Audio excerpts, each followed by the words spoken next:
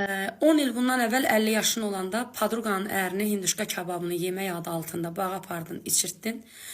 Kişi də iştah çarını itirdi, orada yatdı qaldı. Sabah ayılıb ki, mən burada nə gəzirəm? Deyir, necə yönünə gəzirəm?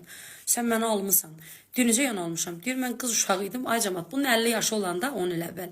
Deyir, mən qız uşağı idim. Kişi də deyib, bu uşaqlar kimindir? Deyir, ölən qardaşım öləndə bunları mənə vəsiyyət edib. Mən həyatda deyir, uşaqsa doğmamışam. Bəs mən qız uşağı idim, adım sənlə çıxdı. Mən o uşaqların üzünə necə baxacam, sən məni almalısan.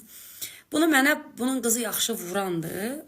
Özdəki bu zoğal tut arağı deyirlər, başım çıxmır. Tovuzdan gətirdirdi zoğal arağını. Ondan içir, içəndən sonra danışır. Bu ananın xəbəri yoxdur qızın piyansqalığından.